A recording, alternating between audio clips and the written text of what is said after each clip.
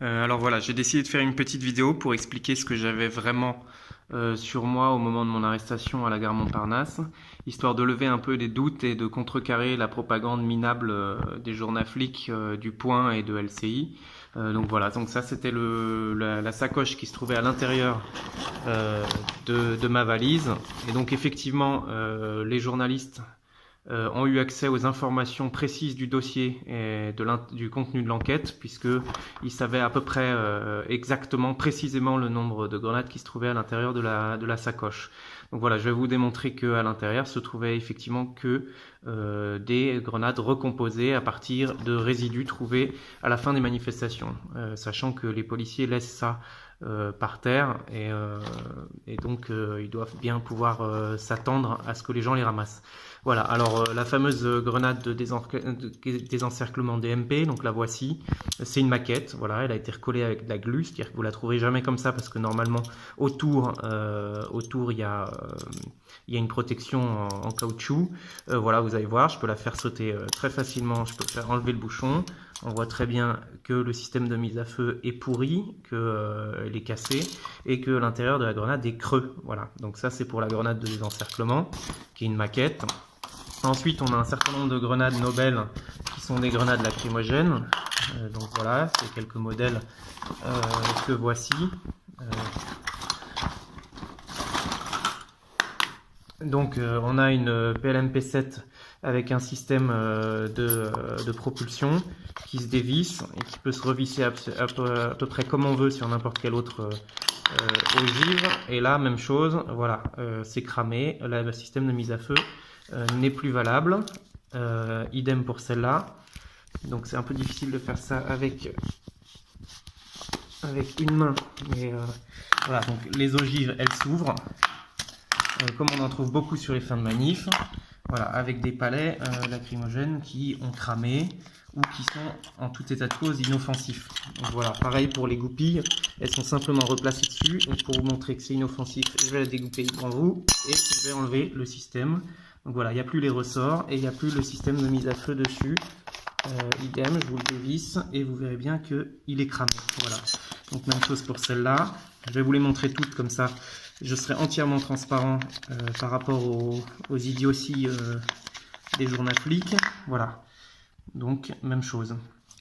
C'est cramé et c'est vide. C'est des ogives qui sont ouvertes dans lesquelles il ne reste absolument rien de potable. Voilà, encore une avec des palets qui sont cramés. Donc c'est là que j'ai pas réussi à ouvrir avant, je vous la montre pour aller jusqu'au bout de ma démonstration.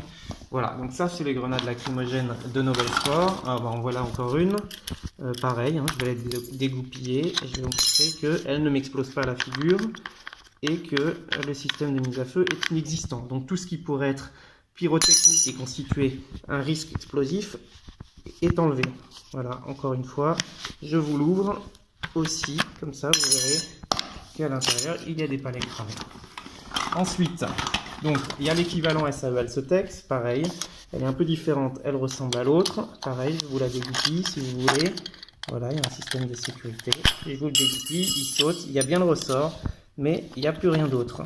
Je le dévisse et vous verrez que le système de mise à feu est aussi foutu, il a déjà cramé, en tout cas il n'est pas en état de marche. Voilà, une nouvelle grenade que je vous ouvre pas parce que je ne vais pas non plus massacrer mes grenades, mais j'ai remis un scotch rouge dessus juste pour la maintenir fermée, pour pas avoir du gaz lacrymogène partout, de la poudre de gaz lacrymogène partout. Voilà, on continue. Donc j'ai les propulseurs qui sont tous voilà, avec des systèmes de mise à feu cramés, y compris un de 200 mètres qui est cramé à son tour. Et je crois que j'ai fait le tour. Voilà, un de 50 mètres cramé aussi. Encore un autre, voilà, ils se vissent dessus, on voit bien qu'ils sont sales, qu'ils ont déjà servi et qu'il n'y a absolument rien à en faire. Voilà. Donc ensuite, qu'est-ce que j'ai d'autre? Alors j'ai voilà, une fameuse Gli F4, donc voilà, c'est une Gli F4 que je présente aussi. Vous voyez qu'elle est découpillée, qu'il n'y a absolument aucun risque. Voilà, elle est déjà, le système de sécurité est foutu. On a un peu du mal à l'enlever, mais ça veut rien dire. Voilà, ça ne m'a pas explosé à la figure. Le système de mise à feu est mal vissé, le bouchon allumeur, pardon, et vous voyez bien que il n'y a rien et qu'elle ne vient pas me exploser à la figure.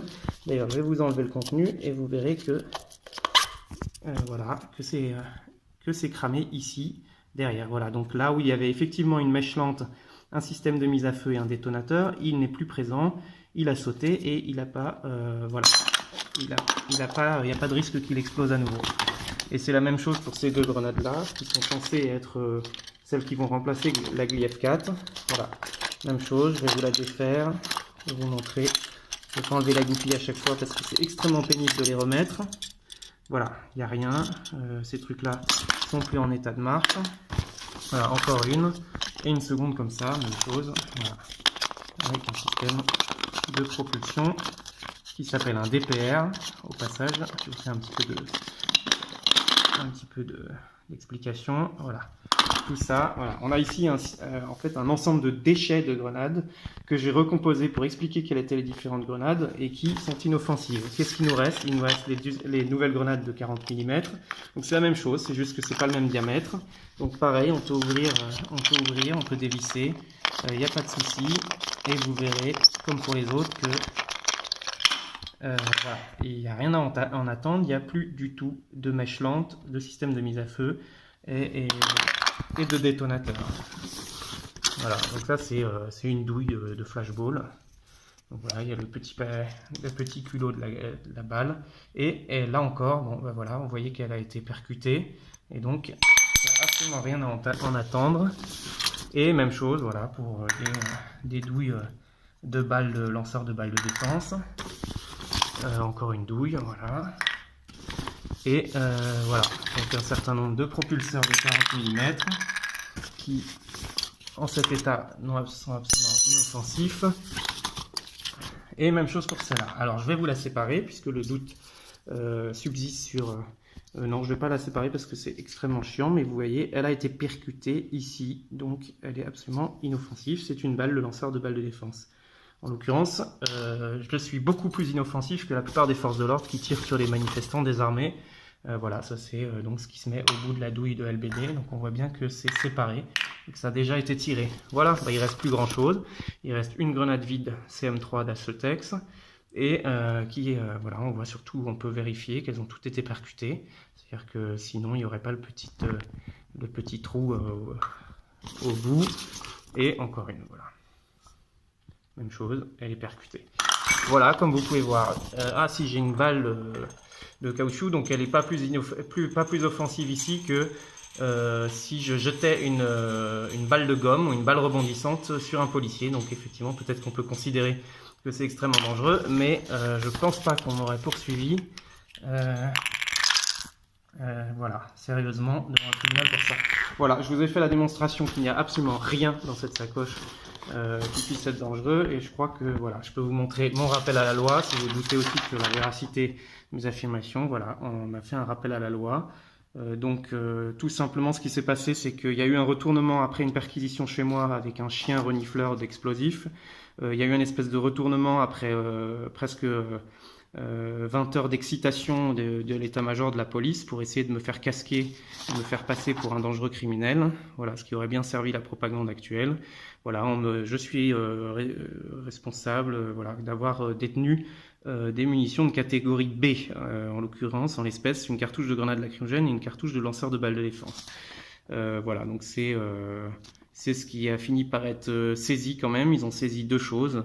Et en jugeant que quand même il fallait pas les laisser entre mes mains et que ça allait être détruit. Voilà, donc merci pour tout ça.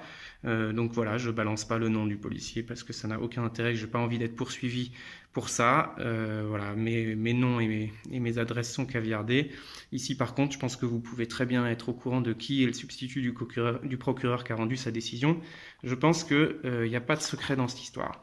Voilà, ben écoutez, merci en tout cas pour le soutien de tout le monde. Et voilà, j'espère qu'on me foutra la paix parce que ça commence à bien faire, une espèce de coup de pression du gouvernement et de l'état-major de la police de Paris pour mes activités militantes. Voilà, bah écoutez, en tout cas, on continue, on s'arrête pas là et je vous souhaite à tous bon courage pour la suite. Et évidemment, tout mon soutien va aux personnes qui ont été mutilées par ces mêmes armes, mais en état de marche et tirées par des policiers voilà, qui n'étaient pas en état de légitime défense dans la plupart des cas. Merci, au revoir.